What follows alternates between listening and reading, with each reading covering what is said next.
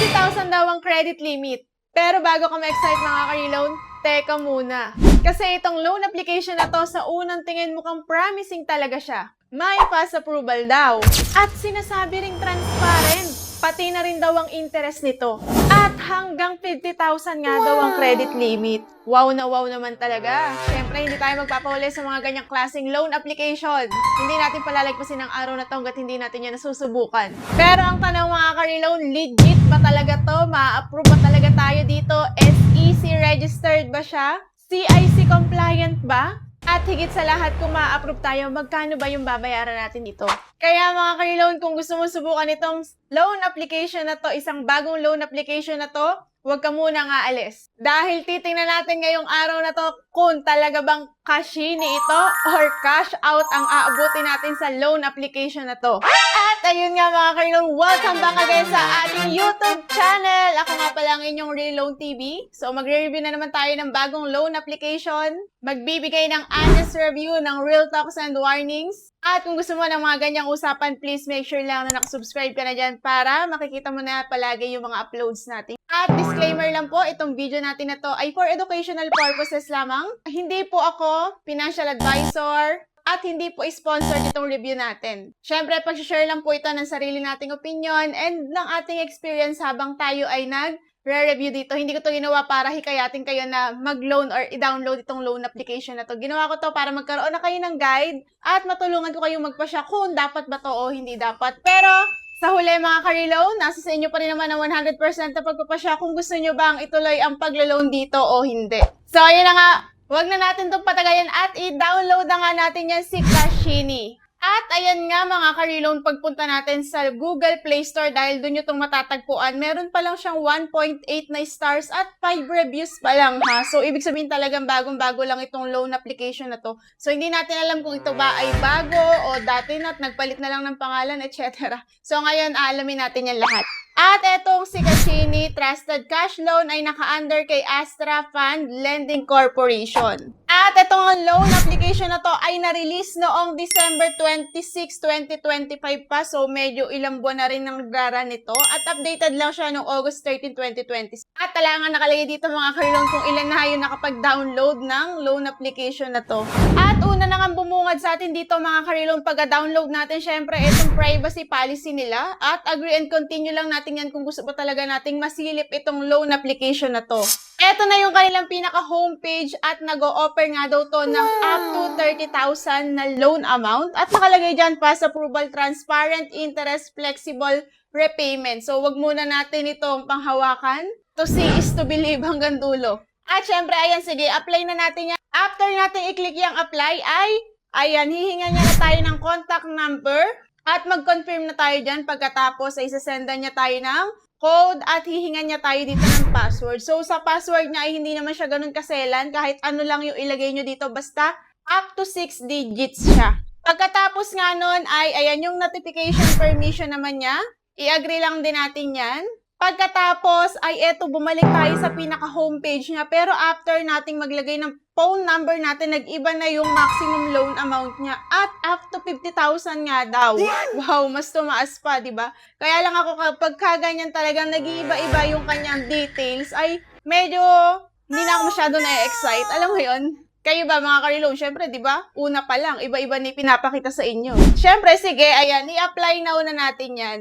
Pagka-apply now natin dyan, ay meron nga lang daw tayo ditong 4 na step na sasagutan. At unang-una na nga itong si basic information. Sa basic information, nandyan si education level, marital status, residential address, detailed address, length of residence, at saka yung inyong email address daw. Then, in-next na natin yan, sobrang bilis lang. At nandito na tayo sa step 2. At sa step 2 naman niya ay employment information niya, job type, income, length of employment, tsaka pay frequency lang. And dito nga sa job type niya, pwede diyang self-employed, pwedeng unemployed, pwedeng student, pwedeng housewife. So, kasi hindi naman ito nanghihingi ng income proof. So, kahit ano pwede nyo diyang subukan. After nga natin i-fill up yun mga ka-reload, i-next na natin yan. At nandito na tayo sa step 3, sa contact information niya. At dalawa lang na contact person yung hihingi niya dito. Pwedeng kayo mismo yung mag-type at pwede rin naman na nagdadirect ito sa ating phone book number. And mga ka-reload, Paalala lang ulit na kapag maglalagay tayo dito ng mga contact information, please make sure lang na nasabihan natin yung mga tao na ilalagay natin dito para kung sakasakali man na kontakin sila, hindi na sila mabibigla. Baka mamaya hindi kayo mag-away, tapos bigla magkaroon kayo ng alitan dahil dito, di ba? So, kailangan ipagpaalam talaga natin yan. After nga nun ay nandito na tayo sa final step at step 4 na nga tayo dito.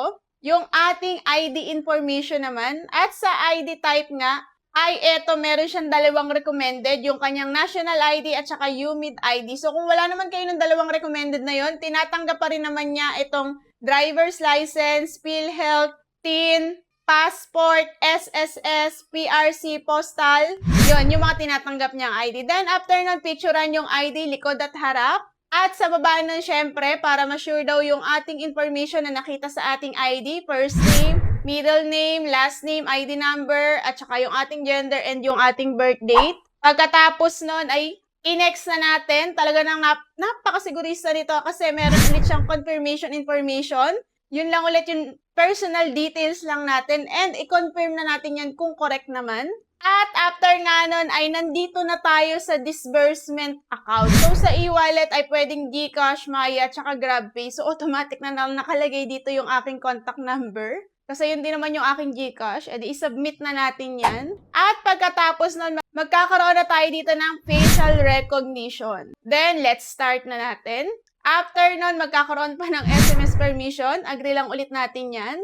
At pagkatapos, meron na tayo ditong document evaluation in progress daw. Ayan, assessment in progress na tayo. At 3 minutes nga, credit limit under review na daw tayo. So, 3 minutes ko nga itong inantay. Ayan, meron naman siya dyan. Your credit limit application has been received, info encrypted, protected, pending approval. At pagkatapos nga ng mga ilang minuto na pag-aantay ko dito mga ka-reload, medyo niinipang ako. So ayun, siguro mga 5 minutes din mahigit bago nga lumabas ito, ang resulta ng ating pag-apply dito kay Kashini.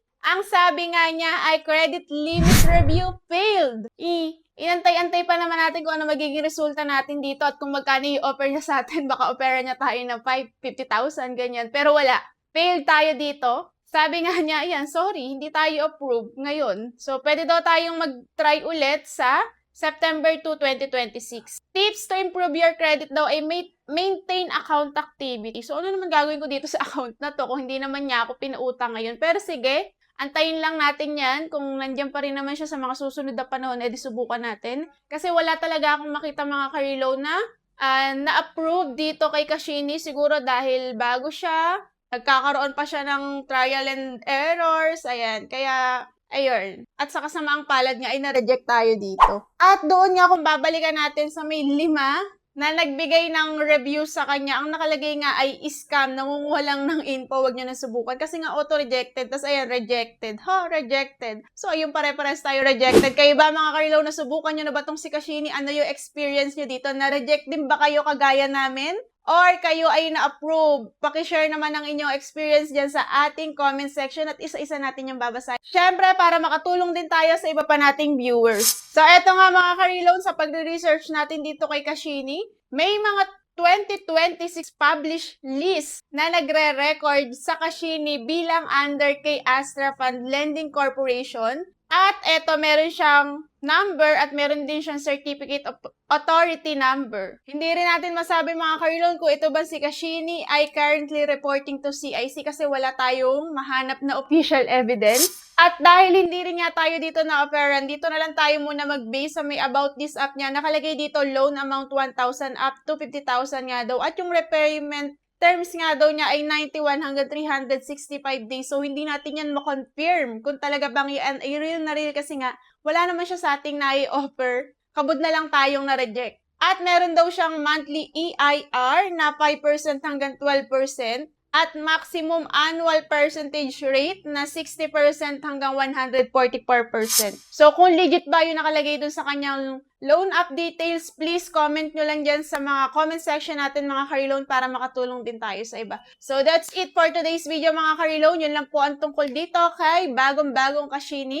Kung nagustuhan nyo at nakatulong sa inyo itong video natin, please like, share, and syempre mag-comment ka na rin dyan. And make sure din na nakasubscribe ka na and hit the notification bell para lagi kang updated sa mga uploads natin. Yun lang mga ka-reload, sana ay makahon na tayo lahat sa pagkakautang and iwasan natin yung tapal-tapal system. Thank you for watching and God bless you all. Bye! Ito nga pala yung ating napakagandang wireless na microphone from Boya. Ayan. Mini mic to. Sobrang ganda ng quality niya at sobrang cutie at talaga namang napakaganda rin ng installation nito mga ka-reload. Ayan, i-check out nyo na yan sa ating description. Nandyan yung link. Ayan, kung gusto nyo mag-shopping, dyan na lang din kayo sa link ko magpindot. Yun lang and see you on my next video. Bye!